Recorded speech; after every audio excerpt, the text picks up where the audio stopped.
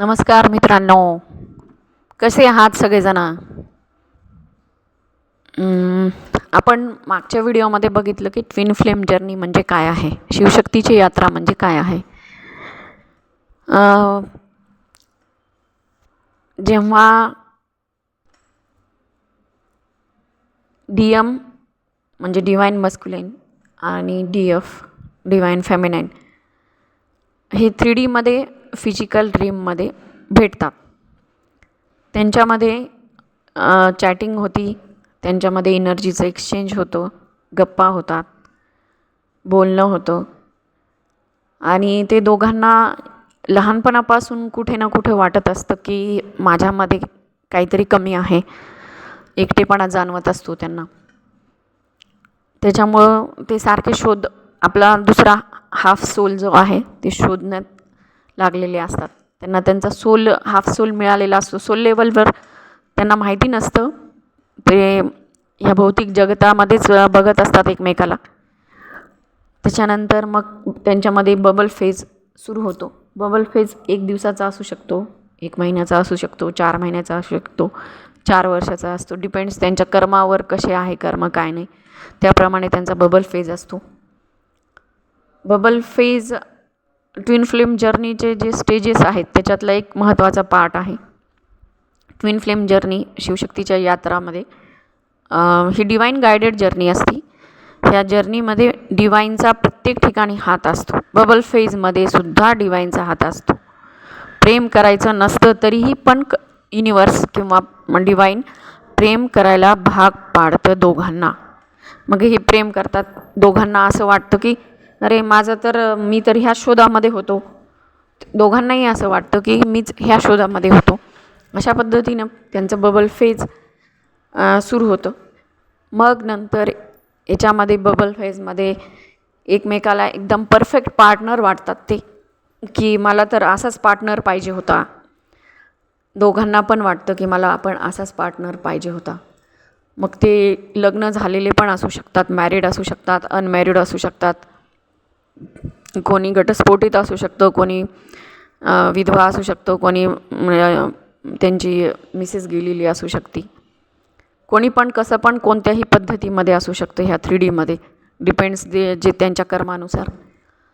आणि मग नंतर बबल फेज झाल्यावर मित्रांनो, बबल फेजमध्ये असतात ते, मस्त वाटतं त्यांना दोघांना पण बबल फेजमध्ये.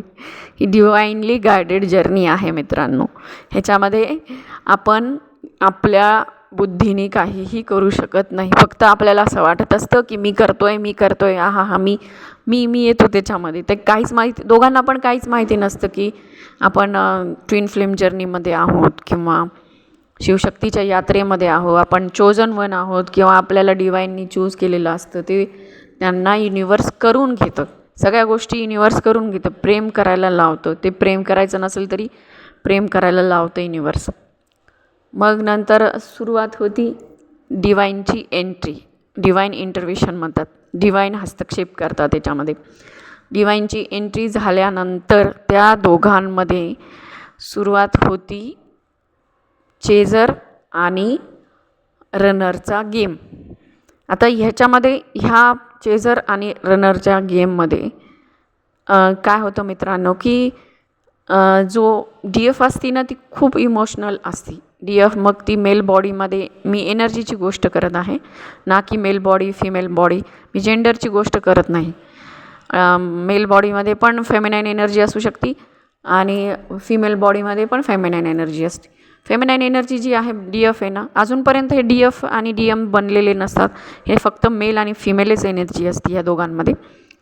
जी फेमिनाईन एनर्जी असती ती ना इमोशनल असती, खूप जास्त, खूप इंट्युटिव्ह असती. तिला कुठेतरी एक जाणवतं की माझं काहीतरी याचं नातं आहे, माझं काहीतरी याच्याशी संबंध आहे, खूप घनिष्ठ संबंध आहे. बस तिला इतकंच लक्षात येतं की हे काहीतरी वेगळं आहे, की जे मी आत्तापर्यंत बघितलं नाही किंवा फेस केलं नाही किंवा मी कुठेच पाहिलं नाही, काहीतरी वेगळं आहे तिला जाणवत असतं. तसंच DMला पण जाणवत असेल, पण तो लॉजिकल असल्यामुळं तो काही लक्ष देत नाही की नेमकं काय. त्याला सवयच असती माइंडनी खेळायची DMला. तर त्याच्यामुळं त्यांनी हार्ट आणि माइंड ह्याच्यामध्ये गॅप असतो डी एमच्या. पण डी एफचं तसं नसतं. माइंडपेक्षा ती हार्टने जास्त लक्ष देऊन बघत असती. तर ती इमोशनल असती. ती मग तिला कुठेतरी सुकून मिळत असतो, शांती मिळत असती त्याच्यासोबत. म्हणून मग ती सारखं त्याला मेसेज करते. मेसेजचा रिप्लाय येत नाही डी एमकडनं. आणि त्यांच्यामध्ये मॅसेजचा रिप्लाय येत नाही. इगो दाखवतात डी एफला. नंतर मग रनर चेजरमध्ये कारण आता त्यांच्यामध्ये एनर्जी एक्सचेंज होती बबल फेजमध्ये खूप सारी. डी एफ जी असती स्पिरिच्युअली असती, ती स्पिरिच्युअल डिवाईनसोबत जोडलेली असती ती. डी एम पण जोडलेले असतात स्पिरिच्युअली. मग यांच्यामध्ये काय होतं की DNA एक्सचेंज होतो. जेव्हा ते फिजिकल रेममध्ये भेटतात तर त्यांच्यामध्ये DNA एक्सचेंज होतो प्रत्येकाचा. डिस्टॉर्टेड DNA असतो दोघांचा पण. त्यांच्या घरातले जे काही जनरेशन ट्रोमा हे वेगवेगळ्या पद्धतीचं असू शकतं. घरातलं वातावरण कसं आहे त्यांचं, आणि त्या पद्धतीने दोघं पण एक प्रकारचे ट्रोमामध्येच असतात. कारण ते खूप जास्त ट्रिगर त्यांना आयुष्यभर भेटलेलं असतं ट्रिगर्स. त्याच्यामुळे ते ट्रोमामध्येच असतात. तर डी एमला त्याची भावना जे ना बाहेर निघायला लागतात. कुठे ना कुठं त्याला भीती वाटायला लागते. हिच्या प्रेमाची इंटेन्सिव्ह लव असतं डी एफचं. तर कुठे ना कुठे तिला भीती वाटते की हे प्रेम मला बर्बाद करून टाकेल, किंवा ह्या प्रेमामुळं मी जास्त सर्वाईव्ह करू शकणार नाही. म्हणून तो ना त्या गोष्टीपासून पळण्याचा प्रयत्न करत असतो. म्हणजे रनरच्या फॉर्ममध्ये हे सुद्धा डिवाइनली गायडेड असतं. ह्याला रनर चेजरची फेज म्हणतात. आणि अशा पद्धतीने रनर चेजरचा त्यांचा गेम सुरू होतो. इथं डिवाइन इंटरव्हेशन होतं. आणि डिवाइन इंटरव्हेशन झाल्यानंतर इथे दोघांचं होतं सेपरेशन. मग ते कुठल्याही त्याचं कारण काही पण असू शकतं, पण ह्या दोघांचं होतं सेपरेशन. आता सेपरेशन नंतर काय होतं दोघांसोबत आपण पुढील व्हिडिओमध्ये ऐकू.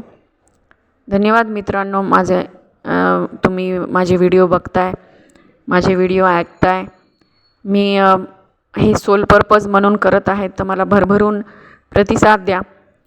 आणि कमेंटमध्ये लिहा की तुमच्यासोबत खरंच हे असं ह्या पद्धतीने काही घडत असेल. तर मी नक्कीच मला जेवढं ज्ञान आहे याच्याबद्दल मी नक्कीच तुम्हाला मदत करण्याचा प्रयत्न करेल सगळ्यांना. Thank you so much. Twin soul Ashwini.